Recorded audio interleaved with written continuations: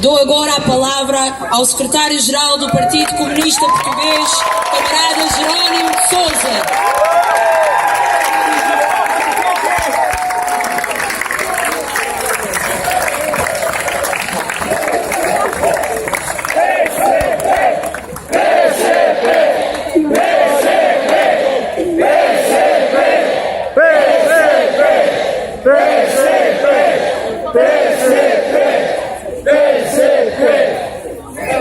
Camaradas e amigos, saudações calorosas a todos vós, a todos os construtores, participantes e visitantes na 40ª edição da Festa do Avante, que confirmaram mais uma vez a sua natureza e características na sua dimensão solidária da paz e da fraternidade, mas também a Festa de Abril.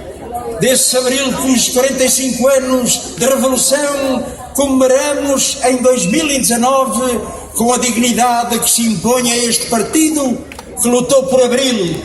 E esta festa que é de Abril saberão projetar os seus valores, o seu projeto transformador que o nosso próprio programa de partido inscreve para a construção de um Portugal com futuro. Uma saudação especial à juventude e à JCP, ao seu...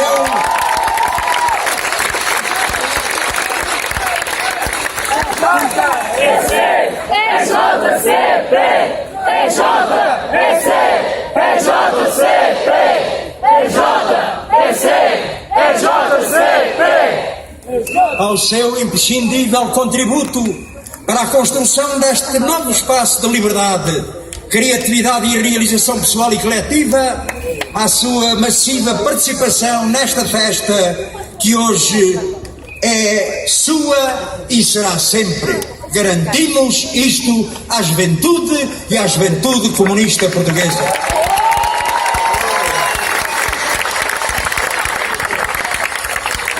No ano em que assinalamos o 2º centenário do nascimento de Karl Marx, ele é presença marcante no programa da festa, reafirmando que o seu legado se expressa na prática e no projeto do PCP, na luta pelo socialismo e o comunismo como projeto futuro da humanidade, alternativa ao capitalismo.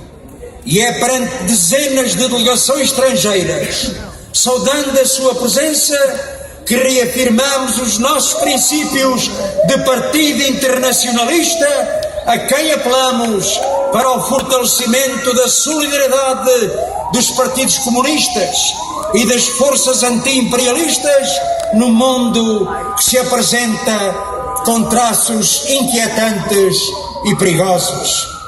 Camaradas, o mundo está de facto mais perigoso, instável e inseguro. A razão reside num dos traços mais marcantes da atualidade: a crise estrutural do capitalismo, persistente e em aprofundamento. É o capitalismo e a sua natureza exploradora, opressora, predadora e agressiva que está na origem dos gravíssimos problemas que afetam a humanidade. É do capitalismo e das profundas contradições que lhe são inerentes que nascem as crises económicas, os conflitos, as guerras e as atrocidades que alastram no mundo. É uma evidência que o capitalismo não dá resposta aos problemas da humanidade. Com o atual nível de desenvolvimento tecnológico e científico, o mundo poderia viver em paz e todos poderiam ver as suas necessidades básicas satisfeitas. Mas aquilo que se passa é o contrário. O sistema usa os avanços da ciência e da técnica para explorar e oprimir, empurrando o mundo para uma sucessão de crises e conflitos que podem levar à catástrofe.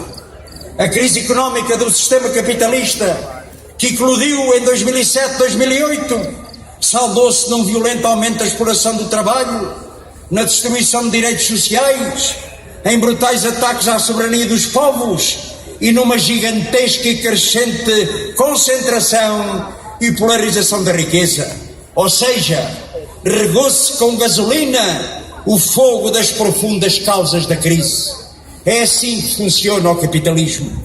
O mundo reflete o caráter decadente de um capitalismo em crise.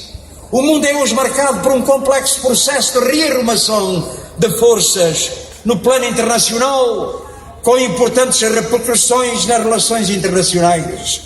O declínio relativo de algumas potências imperialistas, com destaque para os Estados Unidos, acerra a par com o desenvolvimento desigual. As contradições interimperialistas simultaneamente afirmam-se na cena internacional. Países como a da República Popular da China, país que é hoje um dos principais alvos estratégicos do imperialismo. É neste quadro que desaconselha simplificações e simplismos mecânicos que o imperialismo tenta a todo custo manter o seu domínio hegemónico. Para lá da ofensiva antissocial, está em curso um brutal e multifacetado ataque que não olha a meios para atingir os seus fins. Todo o arsenal económico, político, militar é direcionado numa lógica de confrontação com todos aqueles que rejeitam o domínio imperialista, o ponham em causa ou se queiram dissociar da poderosa máquina do domínio económico, financeiro, comercial e geoestratégico imperialista. Usando da sua superioridade militar, do controle mediático e das suas redes de serviços secretos, as potências imperialistas, com destaque para os Estados Unidos da América, bem como da União Europeia e da NATO, estão lançados numa diabólica lógica de guerra, da corrida aos armamentos, de ingerências múltiplas, de aberto desrespeito pelo direito internacional. Muito se tem falado de Trump e muito se tem falado da extrema-direita na Europa. São situações diferentes, em diferentes realidades. Estes fenómenos não são exteriores ao sistema capitalista. São expressão do aprofundamento do seu caráter opressor, agressivo e reacionário, e estão a funcionar como uma espécie de lebre de corrida, atrás dos quais, e por vezes em nome do combate a eles, se incorporam, banalizam e desenvolvem ações e políticas abertamente reacionárias e fascisantes. Veja-se, por exemplo, as conclusões do Conselho Europeu sobre as migrações, ou o consenso entre republicanos e democratas nos Estados Unidos em torno do maior orçamento militar da história daquele país.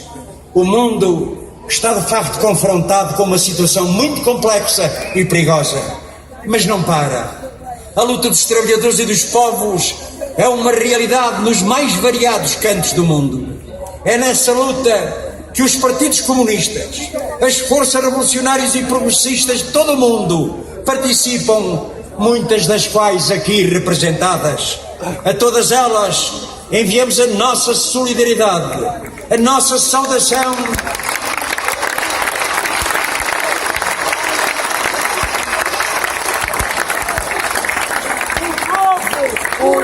e reafirmamos a nossa vontade de continuar a contribuir para o reforço do movimento comunista e revolucionário internacional, da sua cooperação, do seu papel para o fortalecimento e alargamento de uma ampla frente anti-imperialista, pela paz, pelos direitos dos povos, pelo progresso, a cooperação e a amizade entre os povos.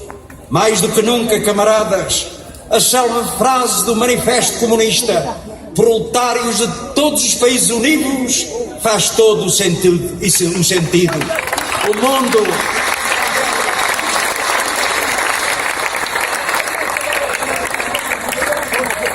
O mundo precisa da alternativa, da construção da sociedade nova, o socialismo e o comunismo.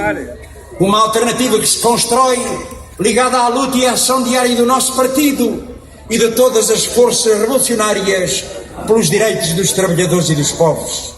Camaradas e amigos, em Portugal é a luta pela concretização de uma política patriótica de esquerda e de um governo que a realize, que se assume como uma questão central e decisiva para dar resposta aos graves e persistentes problemas nacionais e elevar as condições de vida e de trabalho dos portugueses. É a luta para encetar um novo caminho distinto do imposto e prosseguido nas últimas décadas da política direita no nosso país, que se mantém na ordem do dia como uma necessidade imperiosa para assegurar os interesses nacionais dos trabalhadores e do povo. Um caminho verdadeiro alternativo que hoje continua adiado, porque na governação do país e em domínios essenciais permanecem as principais orientações da política que conduziu o país ao declínio e à grave situação de dependência em que se encontra. Uma política que há muito revelou a sua falência para resolver os principais problemas. Sim, está na hora de abrir outra perspectiva para o desenvolvimento do país e levando para outro patamar as soluções com outra política, com outra eficácia, com outra determinação, a resposta aos problemas estruturais que perigosamente se protelam no país e urge superar. É esse o grande combate que temos pela frente e que exige uma efetiva ruptura com a política direita, de submissão ao capital monopolista nacional e transnacional, aos ditames da União Europeia e do seu diretório. Com a luta dos trabalhadores e do povo e a decisiva iniciativa do PCP, foi possível travar a violenta ofensiva antissocial e acentuado empobrecimento que estava em curso, derrotar o governo de turno da política direita que a protagonizava e, num quadro alterado da relação de forças, recuperar rendimentos e direitos e melhorar as condições de vida do povo.